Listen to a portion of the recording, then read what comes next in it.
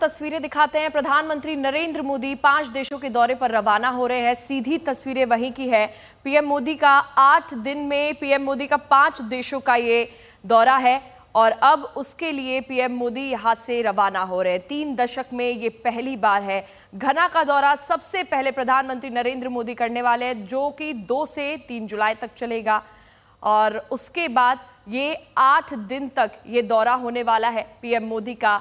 और घना आज रात प्रधानमंत्री नरेंद्र मोदी पहुंचेंगे घाना में आज, और इस यात्रा की अब शुरुआत हो चुकी है। नामीबिया भी प्रधानमंत्री नरेंद्र मोदी जाएंगे 9 जुलाई को। घाना में 2 से 3 जुलाई तक ये दौरा रहेगा। 30 साल में पहली बार ऐसा हो रहा है।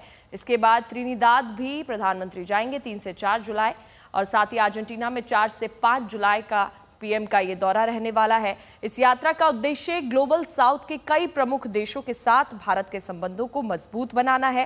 विदेश मंत्रालय के अनुसार 8 दिनों की इस यात्रा के दौरान पीएम मोदी ब्राजील के अलावा घाना, त्रिनिदाद टोबागो और अर्जेंटीना, ब्राजील और नामीबिया भी जाएंगे। हिमांशु हमारे साथ सीधा जुड़ गए हैं। हिमांशु, देखिए ये दौरा काफी ज्यादा अहम है। अगर हम इस यात्रा का मुख्य एजेंडा समझना चाहें तो मुख्य एजेंडा इस यात्रा का क्या होने वाला है? देखिए, वैसे तो प्रधानमंत्री नरेंद्र मोदी जो है वो ब्रिक्स की यात्रा पे सबसे महत्वपूर्ण उनका रहेगा। ब्राजील के अंदर जो ब्रिक्स की मीटिंग होनी है वो, लेकिन इसके साथ साथ प्रधानमंत्री नरेंद्र मोदी जो है वो अफ्रीकन देशों के दौरे पे भी रहने वाले हैं, और साथ ही साथ अमेरिका के कई देश हैं जिनमें Ghana, Trinidad Tobago, Argentina, Brazil, Namibia. Brazil में क्योंकि जो है ब्रिक्स की मीटिंग होनी है, उसके अलावा घाना वो जाएंगे जहां वो भारतीय मूल के लोगों के साथ मुलाकात करेंगे। वहां कई रक्षा सौदों से लेकर तमाम डेवलपमेंटल प्रोजेक्ट्स को लेकर जो है एमओयू साइन होने, और साथ ही साथ घाना के अंदर प्रधानमंत्री नरेंद्र मोदी जो है वहां की संसद को संबोधित भी करेंगे। उसके साथ साथ त्रिनिदाद के अंदर भी जो है वो वहां पर वहां की संसद को संबोधित करेंगे। साथ साथ अर्जेंटीना के साथ जो बहुत ही महत्वपूर्ण चीजों को लेकर जो है वो एमओयू साइन होने हैं, जिसमें अगर हम देखें तो कई ऐसे विषय हैं जिनको लेकर भारत जो है हमेशा सोचता रहा है। और ये 57 वर्षों में किसी भी भारतीय प्रधानमंत्री की दक्षिण अमेरिका की पहली द्विपक्षीय यात्रा होगी, जिसमें अर्जेंटीना के साथ जो है कृषि और ट्रेड, साथ ही साथ डिफेंस, माइनिंग और ऑयल और गैस जैसे कई चीजों को लेकर जो है एमओयू साइन होने हैं। उसके बाद प्रधानमंत्री नरेंद्र मोदी 5 तारीख से 8 तारीख तक जो है वो जुलाई के बीच में जो है वो ब्रिक्स की मीटिंग्स में लेंगे, जहां पे तमाम ब्रिक्स के जो सदस्य हैं वो वहां पर रहने वाले हैं। कई तरीके की चीजों को लेकर जो है वहां पे डिस्कशन होगा, और लौटते वक्त जो है नामीबिया जाएंगे 9 तारीख को प्रधानमंत्री नरेंद्र मोदी,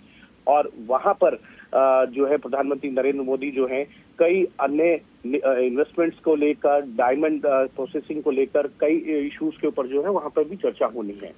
बिल्कुल, तो देखिए ये यात्रा काफी ज्यादा अहम है। 5 मुल्कों की मेगा विजिट होने वाली है। प्रधानमंत्री नरेंद्र मोदी की इस यात्रा की अब शुरुआत हो चुकी है। 8 देशों का ये दौरा होने वाला है, जो कि काफी ज्यादा अहम है, और कई देश पीएम जाएंगे, जिसमें सबसे पहले घाना में आज प्रधानमंत्री नरेंद्र मोदी रात तक पहुंच जाएंगे, जो कि काफी ज्यादा अहम दौरा है, जिसमें व्यापार को लेकर भी चर्चा की जा सकती है। साथ ही ब्रिक्स समिट में भी पीएम मोदी शामिल होंगे।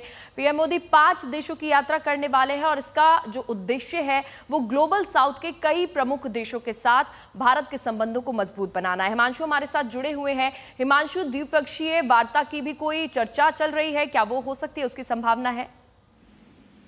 देखिए, अलग अलग जिन देशों में जाएंगे वहां पे द्विपक्षीय वार्ताएं तो होंगी।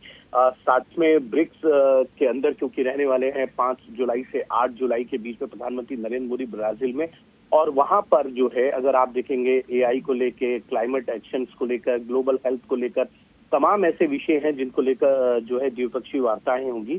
जो ब्रिक्स समिट के अंदर अन्य देश वहां पर पार्टिसिपेशन करने वाले हैं, चाहे वो स्पेस सेक्टर को लेकर हो, हेल्थ को हो, डिजिटल इंफ्रा को लेकर हो, या माइनिंग को लेकर हो। ये ऐसी चीजें हैं जिनको लेकर जो है ब्रिक्स की बैठक के अंदर कई देशों के बीच में जो है वो बैठक होनी है।